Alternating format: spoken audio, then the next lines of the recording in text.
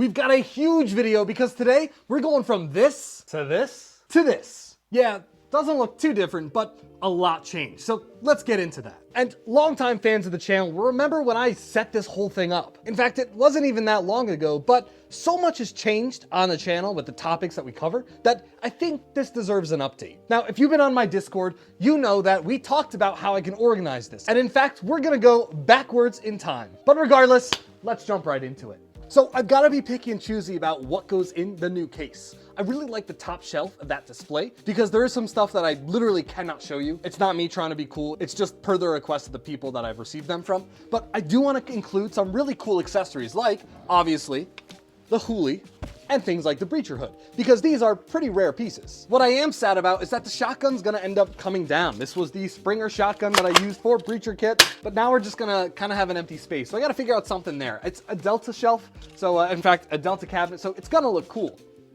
I just gotta figure out what goes there. Obviously, you know, the USP, and some other accessories like a really rare NVG pouch and the pouch that I received my LLM in. Sounds like Lululemon, but for gear nerds. One shelf done, let's move on below.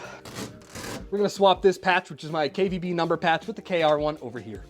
And then moving down, we have the beautiful KA1 build. I absolutely love this build. I wish I did manage to finish up some of the accuracies on this, but for now, I think it looks good. And I don't know, we'll probably put this down here with the KA4. A little bit of old, a little bit of new. I'm just putting gear places as a placeholder for now. And oh, man, I kind of like this, the simplicity, but I think for now, I'm gonna have to keep on with the mission that I intended to do. And as we clear out this shelf, I do love like the JPC and everything hanging out in the back, but I feel like everything that I had extra was kind of just thrown here. Like I have a few different of these LLMPI holsters, and then these Linderhof marked Arc'teryx knee pads.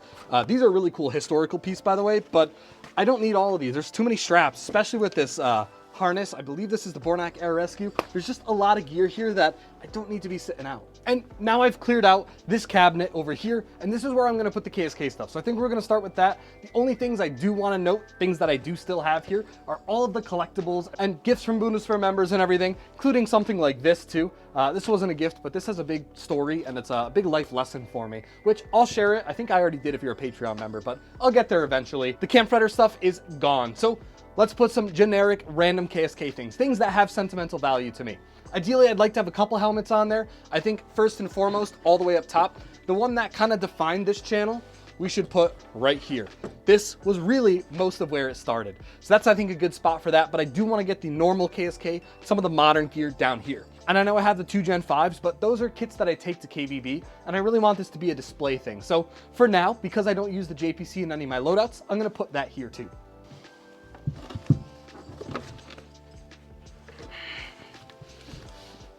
With the 2013 Blue Force gear pouch, I ended up taking off, but I'll put that back on. For now, that'll rest there. And then I think the modern helmet, I know, again, I use this for events, but I love how this helmet looks, and I think it'd be a perfect fit right about there. The breaching tool definitely deserves a spot, but I'm not sure what else I'm gonna put here. Let's play around with some of my gear and I'll get back to you. Without a doubt, the KA1 will be going right down here. I love this build, and it will be right next to the KA4 once I get back from the Milsim West event. And because I value this kit so much, and I think it also was something that defined me as a channel, I want to put right here the Gen 3 loadout. And I think with a couple finishing touches like the P8 and the KSK Custom Comtac 2s, this shelf is good for now.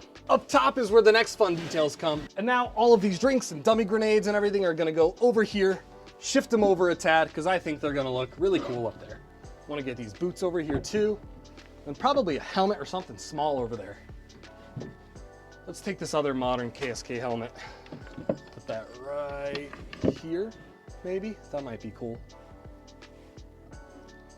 Yeah, I think that's a good shelf right there.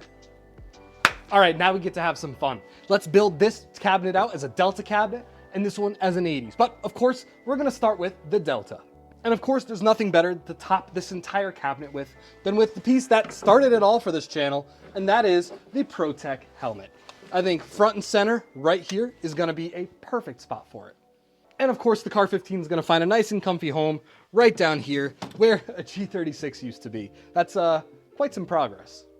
I'll show you that part later though. If I were to choose any strike rig, of course it's gonna be this beautiful Nutria brown one here. We're kind of spanning some of the 80s and the 90s with the Delta stuff. I gotta figure out how I wanna hang this part up. But that's definitely gonna be kind of the icon piece in the center. Maybe I can move those screws down and get that hanging up there. That might be cool. And some M116A1 flash crashes. Might put those up top though, that kind of fits the theme. I think the boots would also look pretty snazzy up there. And as I'm sorting this gear, I'm kind of realizing it might look a little empty. So I don't know, I'm gonna play around with it, but stay tuned on the channel. Of course, I'll do some updates. Like one of them that I'm deciding right now is all the work and effort I put into the Car 15 almost deserves its own spot right up here, but might have to get some mags in there for that. All right, got them in here. All airsoft YouTube, please don't like go ballistic on this video. Does this look good right there? I don't know. I think it kind of works, but this chest rig is shadowed. Maybe I'll move this up here like I was talking about. Of course, as you guys are watching this, if you have any other opinions, let me know, because I'd love to hear them. And maybe that this is in the rear, it would be cool to put the chest rig up front.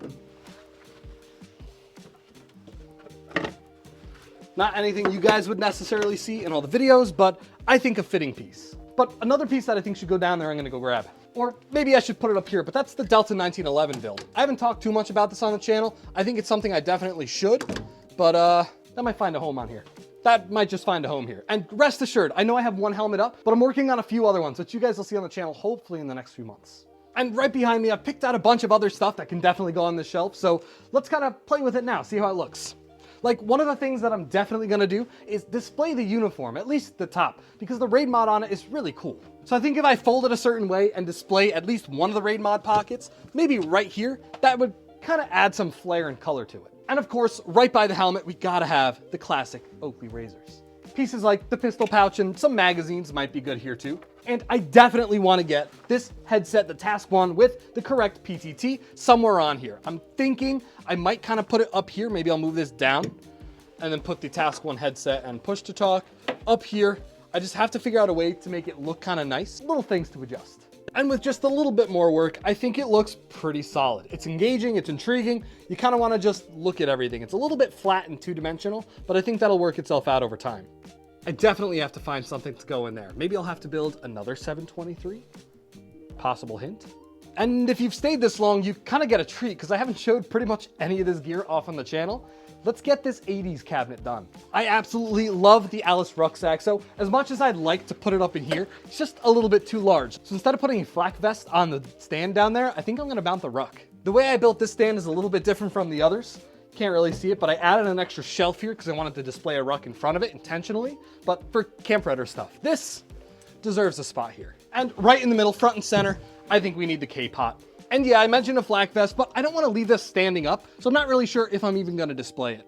But what is going to go up is an 80s machete. And how could I forget the M16A2? This is clearly not going to fit down here, so I think this might have to go on the MG rack. Oh, and I'm dropping things if it wants to stay, kind of like that. And as you probably didn't see in a take, this fell, so I'm gonna have to figure something else out. Now, one of my problems with the 80s kit is it's relatively new to me. So of course, things will fill out over time. So I'm not sure how much stuff I'm gonna have in all of this space. I'll have to figure that out. And of course, we'll adjust this and let it grow as time goes on. All right, maybe for now, this deserves a spot down here. But again, that looks kind of empty. I'm gonna have to figure this out. We would do really well with some jungle boots. And I think keeping with the boots on top theme, we're gonna put these right up here. I will lace those up properly, but for now, I think those look okay. LC1, LC2 mashup web set right in here. And a lot of the 80s collecting has started with the uniforms with me. I have uniforms of each of the woodland patterns, so I think I'm gonna display them up here as well. I'm not gonna do all of them, but a couple of the ones that I like in particular. Like my crispy type one, which, geez, that thing takes up a lot of space. It doesn't fold very nicely. I'll have to mess with that. But I do also want to get the Type 2 up there. If you haven't already, I would highly recommend checking out the 80s kit video I did, more the 80s uniform video I did, talking about each of the iterations. Of course, there are so many different variants throughout it, but I figured it was a good introduction on the basics of what each contract asked for.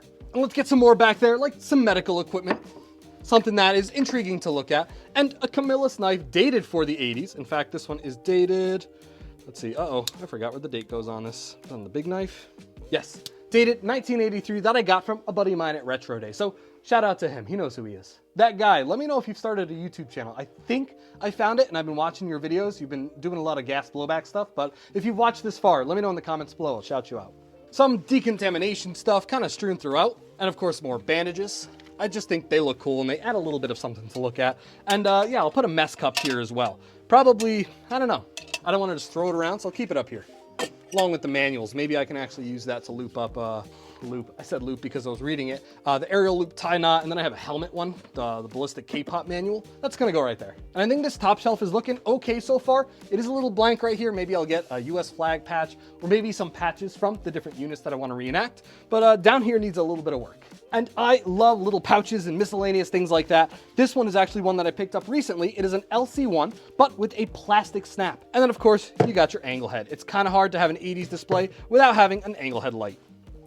And we need something that's somewhat more three-dimensional here. Let me go try to figure that out right now. And you know what? Less is more. I'm gonna have to figure something else out, but only when it deserves to go there. Cool display item, TBD. Alrighty, that was exhausting. That was a good chunk of my time, just figuring out how I wanted to organize it and what I wanted to organize. I gave you guys kind of the one quick run through, but let me talk about from this side to this side. I can't tell what's left to right anymore. With the KSK stuff, this is all gear that I've amassed for years and years and years, all highly particularly displayed and everything that I love about the hobby and collecting and talking and learning.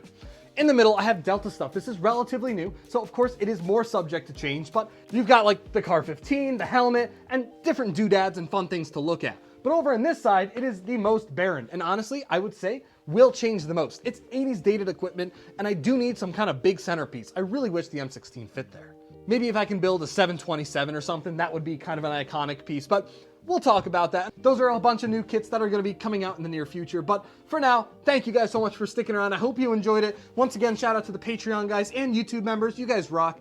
We'll see you guys in the next one with a new backdrop. Let's get it.